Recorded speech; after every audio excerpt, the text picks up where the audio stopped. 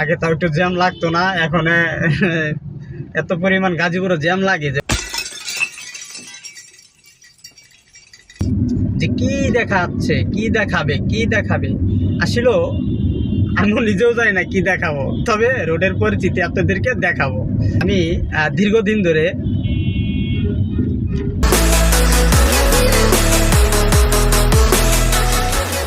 রাস্তার পরিচিতি কিন্তু ভালো না, বুঝছেন। সরকার পতনের পরে রাস্তার পরিচিতিটা এমন হয়ে গেছে, যেই কথা বলতেছে সেই রাজা, বুঝছেন। এখানে পুলিশের কোনো দাম দিতেছে না কেউ, আর পুলিশ তো ওইভাবে নাই বলতেই চলে। মানে গাড়ির আগে তাও একটু জ্যাম লাগতো না, এখন এত পরিমাণ গাজীপুরে জ্যাম লাগে যে বলার বাইরে এত পরিমাণ জ্যাম লাগে। মানে জ্যাম সকালে, রাত্রে, দুপুরে, মানে সব সময় জ্যাম লাগেই থাকে। তো ভাবতেছি যে আসলে কি হবে, দেশটা কি হবে জানি না। তবে যাই হোক না কেন, দেশটা আমাদের ভালো থাকুক। আমরা জানি যারা সাধারণ জনগণ আছি তারা একটু ভালোভাবে থাকতে পারি। আমরা চাই না যে ওই যাক, ওই অমুকে যাক, তমুকে আসুক, আমরা এইগুলো চাই না। আমার কথা হলো, যে আসুক, দেশটা ভালো চলুক। আমাদের দেশ এটা যদি খারাপ চলে, অন্য দেশের মানুষ হাসবে, থুতু ফালাবে অন্য দেশের মানুষ, যে বাংলাদেশের মানুষই ঠিক নাই, ঠিক না ভাই? তো এই জন্য আমরা সবাই চেষ্টা করব যার জায়গার থেকে, যে আমরা একটু ভালো ব্যবহার করব, ভালোভাবে চলার চেষ্টা করব। আসলে আমরা যদি রাস্তাঘাটের ভিতরে দেখুন, রাস্তার মাঝখান থেকে মানে তারা যাত্রী ওঠায়, এটা কারা কি বলবেন বলেন? আসলে কারো কিছু বলার নাই। মানে এত বড় রাস্তাটা, রাস্তার মাঝখান থেকে যাত্রী উঠাবে, যাত্রী নামাবে। এটা হলো বিআইপি 27, দেখতেই পারতেছেন, এটা বিআইপি 27। এখানে এই যে জায়গাটায় 3 দিন হলো বলাকা 2টা পুড়িয়ে দিছে। আর গাজীপুরের অবস্থা তো দেখতেছেন কি অবস্থা। আপনারা তো প্রতিদিন নিউজ পানি, যেহেতু ফেসবুকে ঢুকলেই এখন বিভিন্ন নিউজ আসে।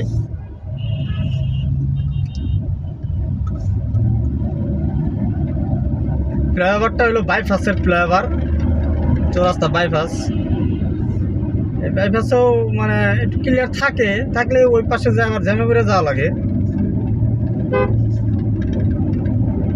এই যে ওরা আসলে মানে চাপ দেয়, বাসালারা ভালো রকম চাপ দেয়। আমাদের প্রাইভেট তো, প্রাইভেট দাম দেয় না, কি দাম দেবে? আরে দাম দেওয়ার টাইম নাই ভাই, বুঝছেন। মানে কি দাম দেবো আমাদেরকে? আমরা ছোট একটা গাড়ি, মুড়ির টিন, একটু চাপ দিলে আমরা গল্লে যাবো, পিসা যাবো, বুঝছেন। আর এই যে এখানে একটা কাটা ছিল, কাটাটা বন্ধ করে দিছে, এই জন্য আমাদেরকে অনেক ঘুরে আসতে হয়। দেখছেন, এই যে একটা কন্টেনার ঘুরতে চাইতেছে, আসলে ঘুরতে দিতেছে না চার্জেনে। এটা কীভাবে দেবো? কাটাই তো নাই, ছোট্ট একটা কাটা, শুধু রিক্সা আসা যায়, বুঝছেন। বড় কাটা রাখে নাই।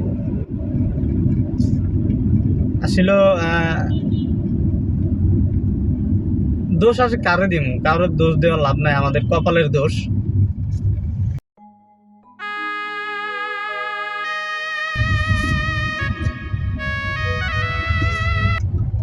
এটা হলো চৌরাস্তা ফ্লাইওভার। আমরা এখন ফ্লাইওভারে উঠবো। ফ্লাইওভারে, এই চৌরাস্তা ফ্লাইওভারে কিছু কাজ বাকি রয়েছে এখনো। উপরে কিছু ময়মনসিংহ থেকে যে গাড়িগুলো আসবে, ওই গাড়িগুলার রাস্তাটা এখন ধরে কাজ শেষ হয় নাই। সামনে দেখাচ্ছি আমি, সামনে অনেক কাজ বাকি রয়েছে। 3টা ওটা কি বলে, উপরে যেটা দেয় ব্রিজের প্যাড, ওটা এখনো বাকি রয়েছে, ওই যে কাজ করতেছে। আপনারা দেখতে পারতেছেন যে উপরে একটু তাকালে বুঝতে পারবেন যে ওখানে কাজ করতেছে। হোন্ডা দেখেন উল্টা আসতেছে, দেখছেন। মানে এই হলো আমরা কীভাবে ঠিক থাকবো? যে কাজ করতেছে, আসলে অনেক কাজ বাকি আছে এখনো। কাজটা শেষ হলে হয়তো একটু শান্তি পাবো, একটু জ্যামের থেকে রক্ষা পাবো। আগে যেই জ্যাম লাগতো, চৌরাস্তা পার হইতে ঘন্টার পর ঘন্টা বসে থাকা লাগতো। এখন ব্রিজ হওয়ার পরে তো আর আমাদের অতটা বসে থাকা লাগে না। দেখছেন, মানে এই যে লোকজন কিন্তু ভালোই কাজ শুরু করে, মানে কাজ ধরছে, অনেকটা আগিয়ে গেছে, অনেকটা আগিয়ে গেছে। আর ওই গ্যামজাম যদি না হইতো না, মানে এতদিন শেষ হয়ে যেত। ওই গ্যামজামের লেগা অনেক পিছিয়ে গেছে। যাই হোক,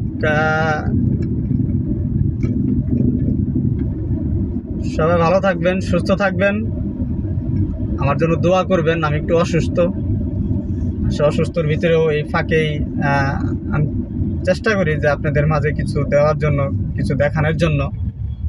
ছিল এই দেখেন বাসার সামনে এসেও জ্যাম, বুঝছেন। তো সবাই ভালো থাকবেন, আল্লাহ হাফেজ।